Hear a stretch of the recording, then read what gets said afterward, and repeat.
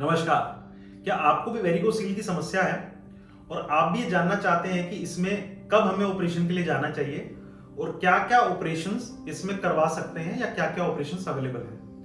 तो बने रहे इस वीडियो में हमारे साथ अंत तक। मेरा नाम है डॉक्टर दीपांशु गुप्ता।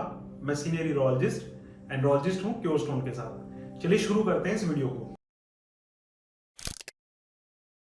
जैसा कि आपने हमारी पुरानी वीडियो में देखा होगा कि वेरिकोसील क्यों बनता है, क्या समस्या होती है और उससे क्या लक्षण आते हैं और उसको कैसे डायग्नोज किया जाता है। इसी श्रृंखला में हम बात करेंगे कि वेरिकोसील के अंदर ऑपरेशन के लिए हमें कब जाना चाहिए।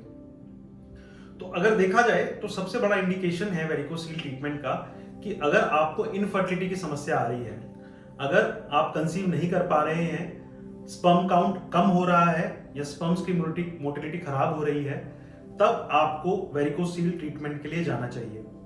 दूसरा ये है कि अगर आपको पेन है, अगर आपके अंडकोश में दर्द होता है जो कि कोई भी दवाइयों से या कोई भी सपोर्टर पहनने से रिलीफ नहीं आता है, तब भी आपको इस प्रोसीजर के लिए जाना चाहिए।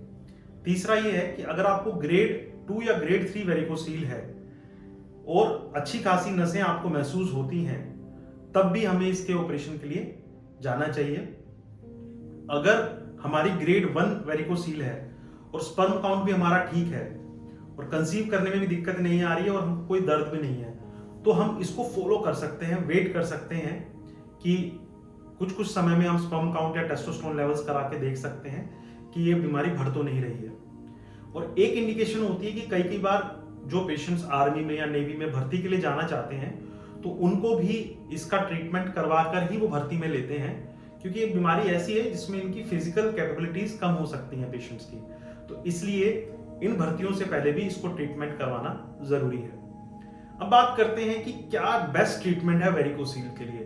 बहुत सारे लोग बोलते हैं कि जी अल्ट्रासोनिक एम्बोलाइजेशन करवा लीजिए, कोई बोलता है माइक्रोस्कोपिक वेरिकोसिलेक्टमी करवा लीजिए, कोई बोलता है लैप्रोस्कोपिक करा लीजिए, कोई बोलता है कि ओपन करवा लीजिए। तो इसमें से कौन सी बेस्ट है और कैसे की जाती है? तो अगर मैं बात करूं सबसे बेस्ट ट्रीटमेंट की, तो वो है माइक्रोस्कोपिक वेरिकोसिलेक्टमी। माइक्रोस्कोपिक वेरिकोसिलेक्टमी में हम क्या करते हैं कि एक छोटा सा कट लगाते हैं हमारी जांघ के नीचे, वहां से इन सारी नसों को निकाला जाता है। एक माइक्रोस्कोप की सहायता से 25 गुना मैग्निफिकेशन से इन नसों को देखा जाता है और इन नसों को अलग अलग चुनकर जो फूली हुई नसें हैं उनको बंद कर दिया जाता है और जो नॉर्मल नसें उनको छोड़ दिया जाता है। साथ ही साथ टेस्टिकुलर आर्टरी, उसको भी हम डॉपलर से आइडेंटिफाई कर लेते हैं और उसको भी बचा लेते हैं। तो जो हमारे लिटरेचर में बताया गया है वो यही बताया गया है कि 100% माइक्रोस्कोपिक वेरिकोसिलेक्टमी एक गोल्ड स्टैंडर्ड प्रोसीजर है वेरिकोसील की बीमारी के लिए। ये देखा जाता है कि रेवोल्यूशन है इस बीमारी में। हम इसको सेम टेक्निक से ओपन में भी कर सकते हैं, बट ओपन के उतने अच्छे रिजल्ट्स नहीं हम बताते हैं, क्योंकि ओपन के अंदर हाइड्रोसील बनने के चांसेस हो जाते हैं, टेस्टिकुलर हेमाटोमा बनने के चांसेस हो जाते हैं, टेस्टिस का साइज छोटा होने के चांसेस हो जाते हैं, टेस्टिकुलर आर्टरी अगर इंजरी हो जाए तो भी टेस्टिकुलर का साइज छोटा हो जाता है। तो ओपन आउटडेट होगी, उसके लिए हम नहीं आपको प्रेफर करने के लिए बोलेंगे। फिर आती है जी अल्ट्रासोनिक वाली भी अच्छी है, उसमें कोई कट नहीं है, कोई इतना चीरा नहीं है। तो अल्ट्रासोनिक जो ट्रीटमेट होता है उसके रिकरेंस के चांसेस थोड़े से हाई होते हैं। उसमें क्या करते हैं, अल्ट्रासाउंड की सहायता से एक जेल या एक फोम हम उन नसों में डालते हैं और जिससे कि वो नसें ब्लॉक हो जाती हैं।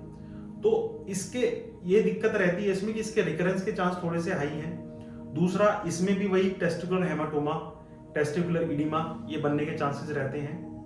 तो अल्ट्रासोनिक एम्बोलाइजेशन भी उतना अच्छा ट्रीटमेंट नहीं माना जाता है। अब बात करते हैं कि जो लैप्रोस्कोपी से वो नसें बांध दें, तो लैप्रोस्कोपी का नुकसान ये है कि नसों को हम आइडेंटिफाई तो अच्छे से कर सकते हैं, लेकिन हम उसको बांधते पेट के अंदर हैं। पेट में क्या रहता है कि वो जो 30 नसें हैं वहां पे जुड़ के एक ही नस या 2 ही नस बनती हैं।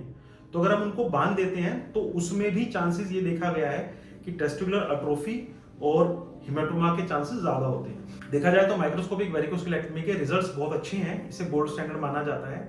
अगर आपकी ऐसी कोई शंकाएं हैं तो आप हमें नीचे लिखे कमेंट बॉक्स में लिख सकते हैं और हमें फॉलो कर सकते हैं द क्योर स्टोन के साथ। ये जो आपको मेडिकल जानकारी दी जा रही है ये हो सकता है सब पे लागू ना हो, तो इसलिए आपको भी अगर ऐसी कोई बीमारी है तो अपने डॉक्टर से जरूर मिलें ताकि वो आपके हिसाब से ट्रीटमेंट आपको बता सकें।